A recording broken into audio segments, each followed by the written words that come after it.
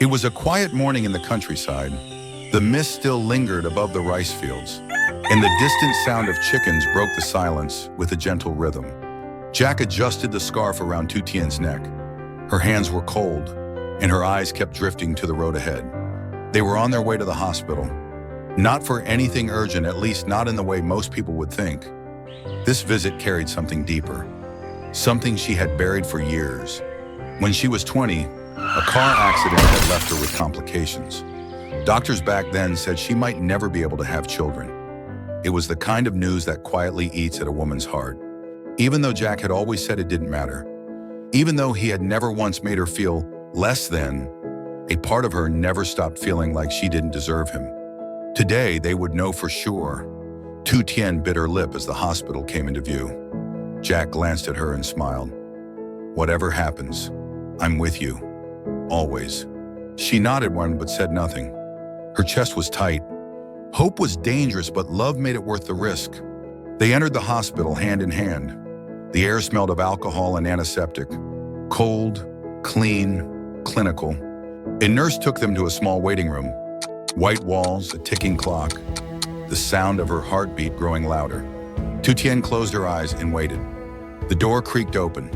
A woman in a white coat stepped in, holding a manila folder close to her chest. She looked kind, maybe in her 40s, with soft lines around her mouth and tired eyes that had seen too much. "Jack, Tu Tien," she said gently. They both stood. Tu Tien's knees almost gave out. The doctor motioned for them to sit. For a moment, there was only silence. Then, the doctor looked straight at Tu Tien, her voice soft. "I've gone over all your tests, your hormone levels, your scans, your overall reproductive health." Jack tightened his grip on Tien's hand. The doctor gave a small smile. "It's good news. You're perfectly capable of conceiving naturally." Time froze. Tu Tien stared at her, confused. The car ride back was quiet. Not the heavy kind of silence, but the kind filled with afterglow. A silence where no words were needed. Jack held the steering wheel with one hand, the other resting on Tu Tien's thigh. She leaned her head on his shoulder, eyes half closed, still processing the miracle. As they reached the front gate of their country home, she sat up slowly. "There's someone I need to call." Jack nodded, as if he already knew. She stepped out into the garden, her phone shaking slightly in her hand. She tapped Ba Dung and brought the phone to her ear. It rang once, twice. Then came the familiar, warm voice. "Tien, is everything okay?" She opened her mouth, but the words caught in her throat. Then just one sentence. "Ba, I can have children." There was a long pause, a breath, then the sound of a quiet, choked-up laugh. "Really? Oh my God, really, my child?" "Yes," she whispered. "The doctor said everything's fine.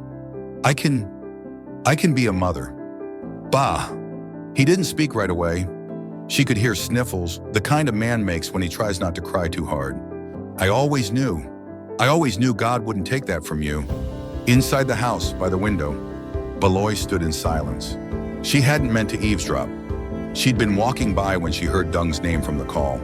Now, she stood still watching Tu Tien cry softly in the garden and hearing Dung's voice, gentle and cracked with emotion.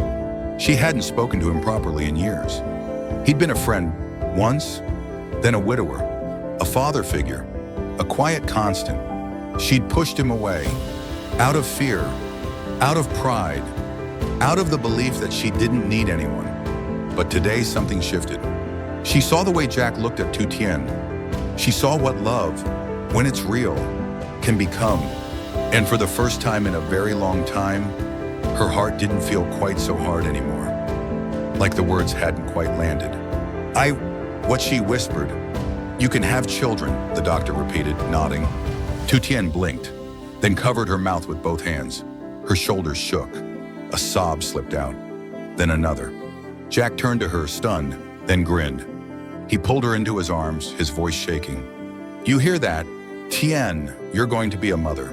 She buried her face in his chest, crying like a child. Not because she was sad, but because, for the first time in a long time, she felt whole. She had told herself not to hope, told herself it was selfish to dream of something so beautiful. But Jack had always believed in her, and now, so did life. The doctor stood quietly for a moment, then excused herself, giving them privacy. Jack kissed the top of her head. "You deserve this. You deserve everything good, Tien." She pulled away slowly, her eyes red but smiling. "I didn't think this day would ever come," she whispered. "It's here," Jack said, "and it's only the beginning." Outside, the sky had cleared. Sunlight poured through the windows. A new chapter had just begun. That evening, the garden behind Jack's house came to life. Paper lanterns swayed gently in the breeze, casting a warm golden glow over the stone path. Fairy lights wrapped around tree trunks. The scent of grilled lemongrass chicken drifted in the air. It wasn't a fancy party, just family, just love. Tu Tien wore a soft white dress, simple and flowing. Jack couldn't take his eyes off her. At the center of the long table, plates of homemade food sat beside glasses of fruit wine. "Mr. Dung raised his cup first. "Well," he said, his voice booming with joy, "I may not know how to give a proper speech, but I know when it's time to celebrate." He turned to Tu Tien. "My girl, you have fought more quietly than anyone I know. And today, you've won something no one could ever promise you hope." He looked at Jack. "And you, young man, take care of her. Not just because she can give you a child, but because she gave you her heart long before this day." Jack stood, raising his glass. "I will, always." Everyone clapped. Even Ba Loi smiled. But then Mr. Dung cleared his throat, and what he said next, no one expected. "There's one more thing I need to say." His hand shook slightly as he turned toward Ba Loi. "For a long time I stayed silent, maybe out of respect, maybe out of fear." He paused. "But I've loved you, Loi, since the day your husband passed. I never said it, because I thought it wasn't my place. But we're not getting any younger, and I think we both know what we've been avoiding." The garden fell quiet. Jack held his breath. Tu Tien slowly reached for Ba Loi's hand under the table, giving it a light squeeze. Ba Loi blinked, stunned. She looked at Mr. Dung, at her son, at Tu Tien. Then she sighed and smiled. "You picked quite a day, didn't you?" Laughter broke the tension. Even Mr. Dung chuckled, rubbing the back of his neck. Ba Loi looked at him again, more softly this time. "Let's see these two get married first," she said. "Then, maybe I'll think about your offer." Applause erupted. Tu Tien looked at Jack, cheeks flushed, eyes shining. And then he stood again, but this time he reached into his jacket. A small box, a diamond ring that sparkled under the lantern light. "Tu Tien," he said, dropping to one knee. "I don't want to wait another day.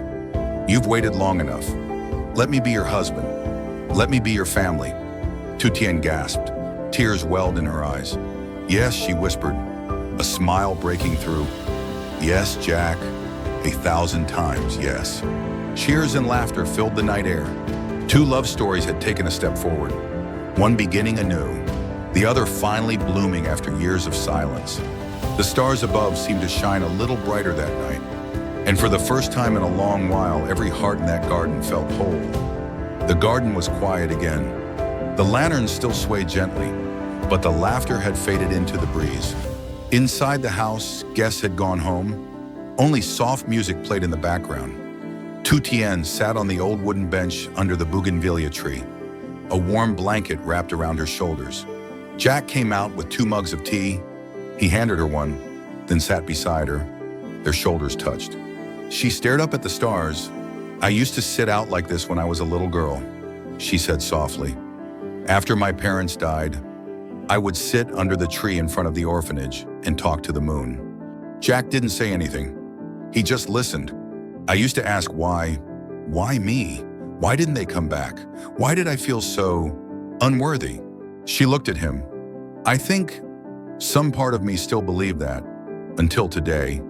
Jack reached for her hand.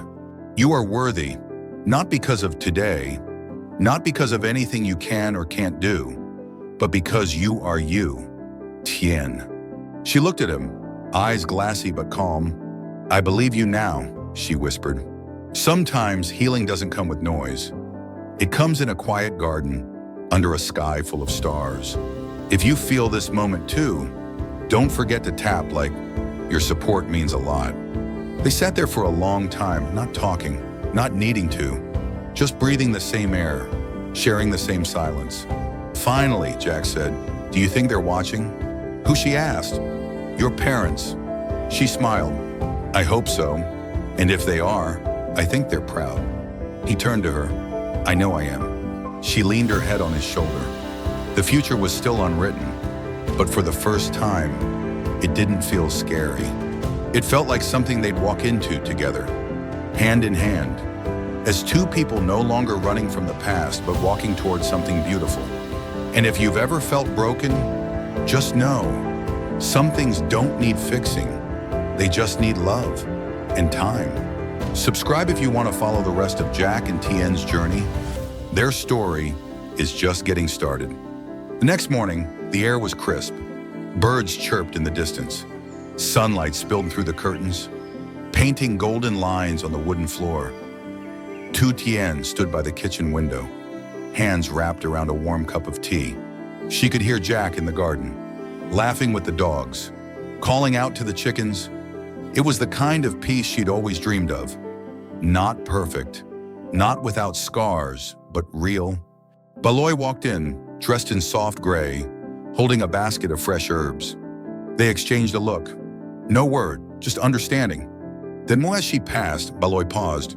"You'll be a wonderful mother," she said simply. Tu Tien's eyes widened, her lips trembled. "Thank you, Mom." It was the first time she had said that word, and the first time it truly felt like family. They didn't hug, but something warmer passed between them. A quiet kind of love, built not by blood, but by choice. Sometimes the family we build is stronger than the one we're born into.